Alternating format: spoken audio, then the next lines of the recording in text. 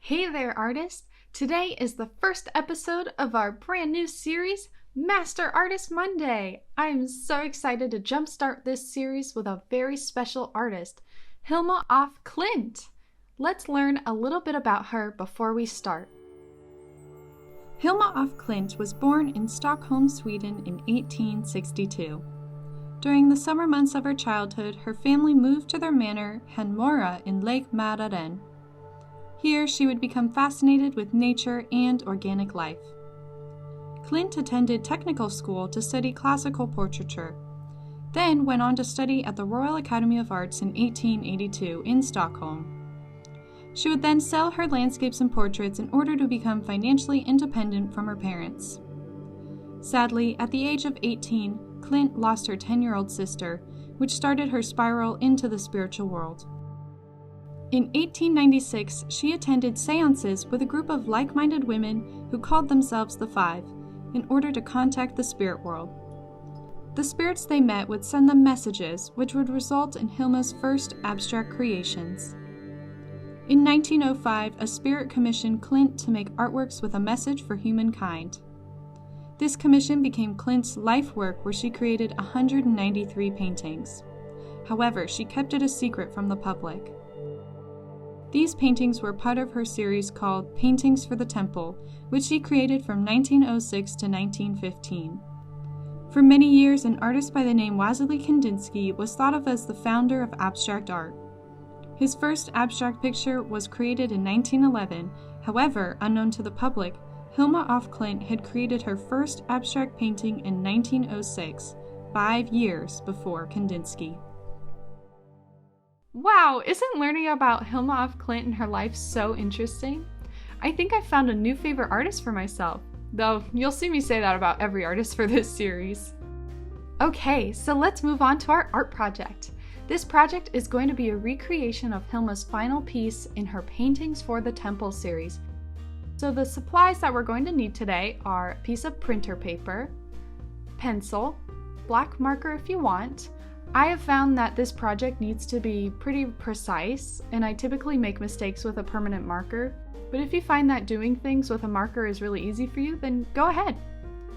An eraser, a ruler in inches, something circular, and I have masking tape here because I find that it's the perfect size for the circles that we need. But the best thing to use is actually a compass, which is a tool specifically for making circles. Or you can even use like a string attached to a thumbtack and your pencil. That would also work. Or if you don't have any of these things, you could do the scariest way to make a circle, just freehand it. And then we'll have colored pencils. We need red, orange, yellow, green, blue, teal, and my colored pencil here is called a peacock blue, and purple. Then some light blue, black, and terracotta or brown for some other parts in our drawing. Okay, so what we're going to do first is we're going to take our ruler, and I want y'all to follow along, and we're going to mark out 7 inches at the bottom of our paper. So make sure it's about in the middle of your page. Now I'm going to move these things over to the side here, and then mark the same at the top. Make sure it's about in the middle and mark out 7 inches. And then we'll connect the 2 7-inch lines that we made with some straight lines on the side here. And of course, do the same on the other side.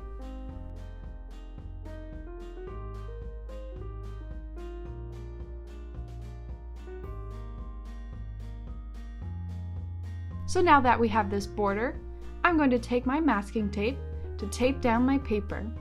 This is optional, but I really don't like crinkling on my paper when I'm coloring, so this helps to stabilize it.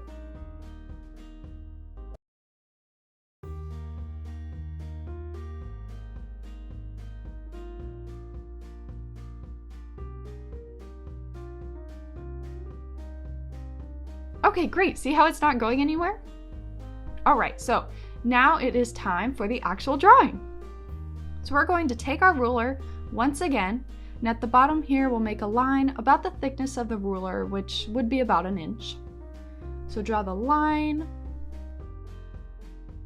and then we'll make a tick mark at every single inch here.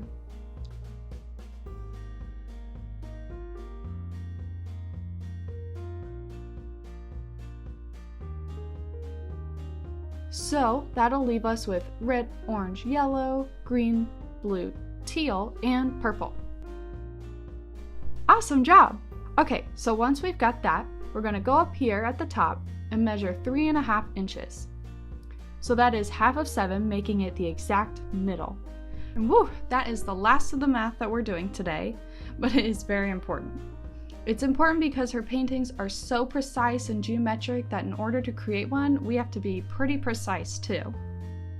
Alrighty, so now we're going to take our circle and place it in the middle here. And I'm lining up the top of the inner circle here with the top of the border. Then I'll trace both the inside and the outside.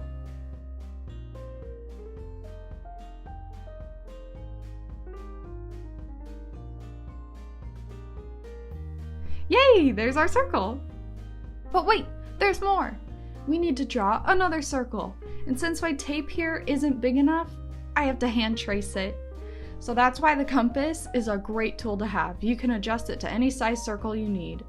But since I don't have that, I'm just gonna freehand it. So the easiest way that I'm going to freehand it is I'm going to use a technique called plotting. This is where I make tick marks at the same distance around the circle that we've drawn here already. And that distance I'm making is about a pinky's width, or like half an inch. And now it's just like connect the dots.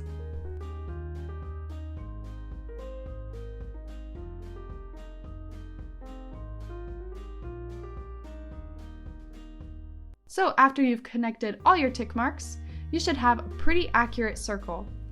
And of course, press lightly so you can erase it if you have to. So now we're going to go back to the tick mark we've made up here inside the circle. And it's about an inch in the inner circle here, so just so you know. And now we'll connect the dots once again. So, drawing straight lines from all the marks at the bottom to this top mark here.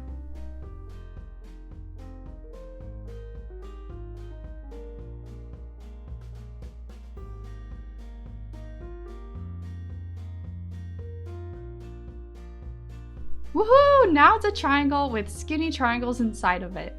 And then we'll draw a small circle in the middle of this top triangle here. After that, we'll take our ruler again and make some light lines in the triangle. Oh, and a little tip of what I like to do to make sure the lines are straight is if my ruler is at a 90-degree angle here, then I can line up the sides of my ruler with the side of my paper. And you can make the lines however close or far apart you want them to be, but mine are going to be pretty much lined up with the circles. So I'll show myself doing that right now.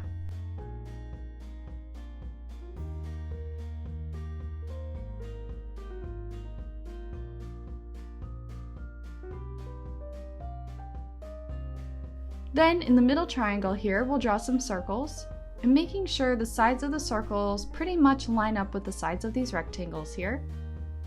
You can see they get very squished and squashed, and my animator brain sees this as a bouncing ball. I'll show an example up on the side. Okay, awesome!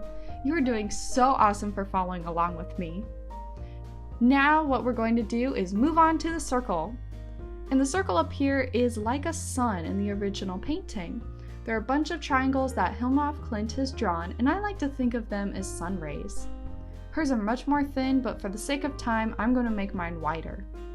Yeah, so basically, I'm going to put some more tick marks down to show the thickness and how far apart these triangles here are going to be.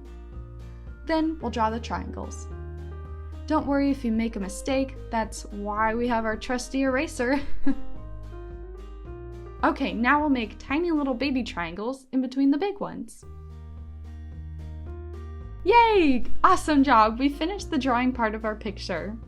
I'm so proud of you all. Pat yourself on the back if you want to.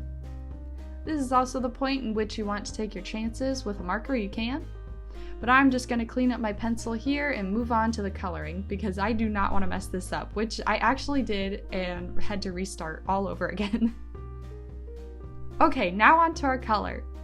we'll start with our rainbow in the triangle here, and going from red to purple. This red is so short, it's very well loved, and I have to hold it kind of funny. This red specifically is called scarlet red, but you can use whichever red that you have.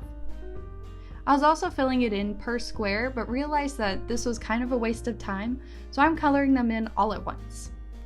So in the original paintings, the rectangles are a lot darker at the bottom, and I think this is because it is actually a sun up here, and I was probably right in thinking that earlier. So if you want to make the colors lighter at the top, just press lighter than you would at the bottom. So I'm going to fill in all my colors here, and then I'll give you a little tip for the circles in the middle of this triangle too. So the circles here, I'm going to color in yellow, and then I'm going to layer over it with green. This is cool because the green and yellow mix together to make a lime color, while leaving the outer space just green. So that's pretty cool, and it looks like the original image.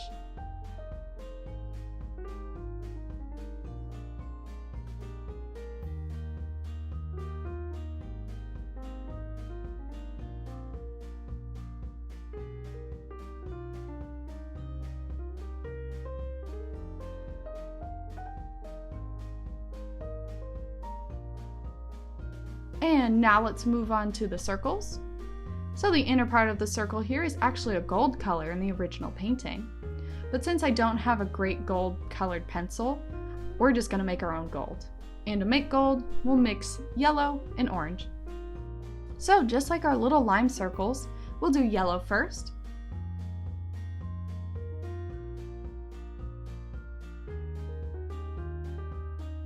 And layer over with orange. I'm pressing pretty lightly with my orange and coloring in side to side circular motions.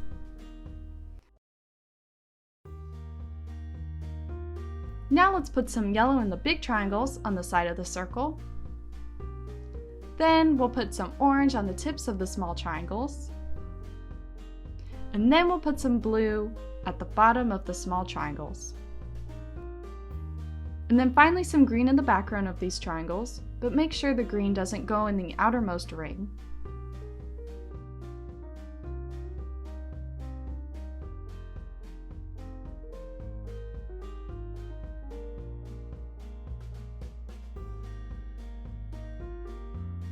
Okay, now the outermost ring, which is going to be filled in with our light blue.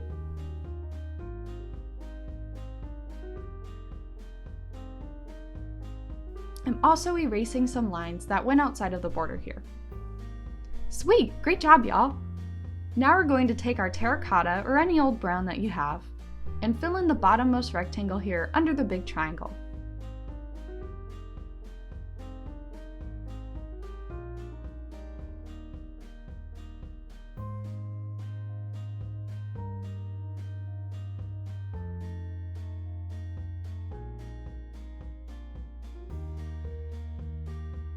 Then, probably the smallest thing in our drawing, the tiny circle in the tiny triangle here is going to be orange. And then the triangle is just going to be black.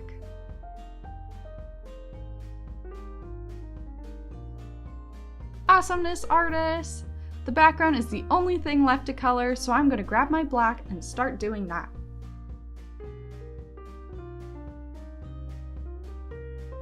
Woohoo!